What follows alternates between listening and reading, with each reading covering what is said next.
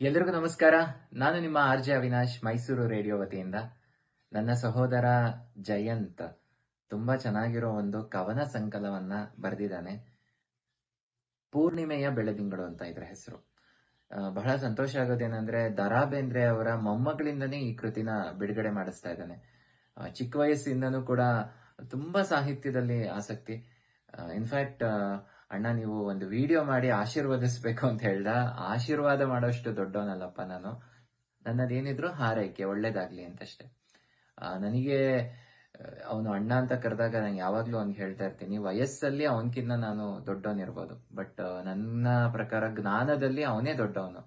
ಅವನು ತಿಳ್ಕೊಂಡಿರುವಂತಹ ವೇದಾಂತ, ಆ ಸತ್ಯಗಳು, ಸ್ಪೆಷಲಿ ಏನಪ್ಪಾ ಅಂತಂದ್ರೆ ಯಜ್ಞಪತಿ ಭಟ್ರ ಶಿಷ್ಯ, ಶೆಲ್ವಪಿಳ್ಳ ಅಯ್ಯಂಗಾರ್ ಅವರ ಶಿಷ್ಯ, ಅವನ ವೇದಾಂತದ ಸತ್ಯಗಳು ಬೇರೆನೆ ಸ್ತರದಲ್ಲಿದೆ ಅಂತ ನನ್ನ ನಂಬಿಕೆ. ನಾನು ನಮ್ಮ ಗುರುಗಳಾಗಿರುವಂತಹ ಪ್ರೊಫೆಸರ್ ಕೆ ಕೇಶವಮೂರ್ತಿ ಅವರ ಶಿಷ್ಯ. ನಾವು ಭಗವದ್ಗೀತೆ ಈ ಲೈನಲ್ಲಿ ಬಂದವರು. ಅವರು ವೇದಾಂತದ ವೇದ ಮಂತ್ರಗಳು, ಯಜ್ಞಗಳು ಈ ಒಂದು ಲೈನ್ ನಲ್ಲಿ ಬಂದಂತವರು.